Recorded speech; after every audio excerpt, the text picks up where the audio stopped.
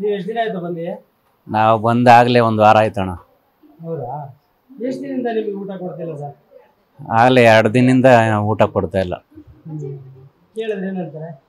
ಅವರು ಏನೋ ಬಿಲ್ ಆಗಿಲ್ಲ, ಕೊಡೋಕ್ಕಾಗಲ್ಲ, ಎಲ್ಲ ಸ್ಟಾಪ್ ಮಾಡಿದ್ದೀವಿ, ಆಗಲೇ 3 ತಿಂಗಳಾಯಿತು ಬಿಲ್ ಆಗಿಲ್ಲ ಅಂತ ಹೇಳ್ತಾ ಇದ್ದಾರೆ. ಅಲ್ಲ, ಏನೋ ಟೆಂಡರ್ ಏನೋ ಅವಧಿ ಮುಗಿದೋಯ್ತಂತೆ. ಹಾಂ, ಮುಗಿದೋದ್ರೆ ಅವ್ರವ್ರ ಇಶ್ಯೂ. ನಮ್ಮ ಬಡ ರೋಗಿಗಳ ಮೇಲೆ ಥರ ತೋರ್ಸೋದು ತಪ್ಪಲ್ಲ ಸರ್? ತಪ್ಪೇನೆ, ಏನು ಮಾಡೋದು ನಮಗೆ. ಯಾವ ಊರಿಂದ ಸರ್? ನಾವು ಇಲ್ಲೇ ಮಾದನಾಯಕನಹಳ್ಳಿ.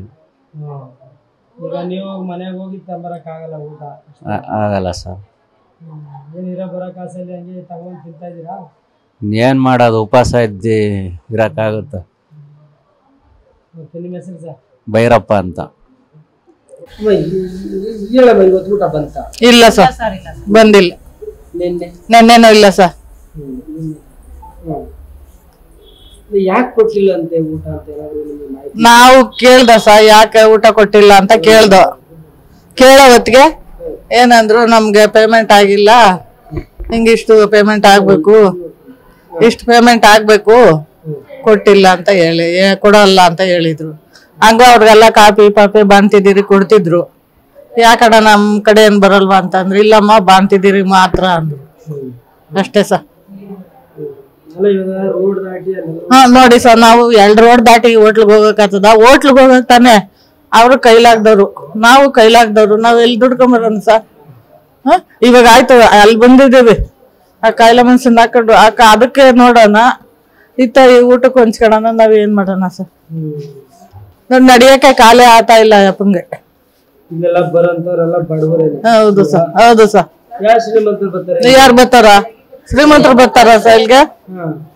ಹೋಗ್ತಾರೆ ಅವರೆಲ್ಲ ಇದಕ್ಕೆ ದೊಡ್ಡ ದೊಡ್ಡ ಲೆವೆಲ್ಗೆ. ಏನ್ ಮಾಡೋದು? 2 ದಿನ ಆಯ್ತು ನಾವು ಹೇಳಿದ್ರು ಎಚ್ಚೆತ್ಕೊಂಡಿಲ್ಲ. ಹೌದು ಸರ್. ಎಷ್ಟು ಮಟ್ಟಕ್ಕೆ ಇವರು ಆಡಳಿತ ಮಾಡ್ತಾರೆ? ಗೌರ್ಮೆಂಟ್ ಏನ್ ಮಾಡೈತೆ? ನಮ್ ಮಾಡ್ತೀವಿ ಅಂತಂತಾರೆ. ಏನ್ ಮಾಡ್ಯಾವ್ರು? ಬಡವ್ರಿಗೆ ಏನ್ ಮಾಡ್ಯಾವ್ರು ಸರ್? ಬಡವ್ರಿಗೆ ಏನಂದೂ ಮಾಡಿಲ್ಲ. ಹೇಳ್ತಾರೆ ನಾವ್ ಹಂಗ್ ಮಾಡ್ತೀವಿ ಹಿಂಗ್ ಮಾಡ್ತೀವಿ ಅಂತಾರೆ, ಏನು ಮಾಡಿಲ್ಲ. ಊಟ ಕೊಡ್ತಾರಲ್ಲ, ಆಹಾರ ಮಂತ್ರಿನೇ ಉಸ್ತುವಾರಿ ಸಚಿವರು ಇಲ್ಲ. ನಿಜ ಸರ್. ನಮ್ಮ ಬೆಂಗಳೂರು ಗ್ರಾಮಾಂತರ ಜಿಲ್ಲೆಯವರೇ ಉಸ್ತುವಾರಿ ಮಂತ್ರಿ. ಅವ್ರದ್ದು ಕ್ಷೇತ್ರದಲ್ಲೇ ಇನ್ನು ರಾಜ್ಯದಲ್ಲಿ ಹೆಂಗೆ ನಾವ್ ಇಷ್ಟ ಆತರ ಮಾಡ್ತೀವಿ ಅಂತ ಬರ್ತಾರೆ, ಬಡವ್ರ ಬಗ್ಗೆ ಕೈಲಿ ಓಟ್ ಹಾಕಿಸ್ಕೊಂತಾರೆ. ಏನ್ ಮಾಡ್ಯಾವ್ರ ಸರ್? ಅದು ತಾಲೂಕ್ ಹಾಸ್ಪಿಟಲ್. ಏನ್ ಹೇಳ್ತೀರಮ್ಮ ಸರ್ಕಾರಕ್ಕೆ? ಏನ್ ಹೇಳೋಣ ಸರ್, ಏನ್ ಹೇಳೋಣ?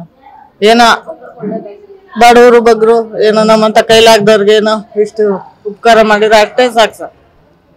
ನಿಮ್ಮ ಹೆಸರು? ಕೆಂಪಮ್ಮ.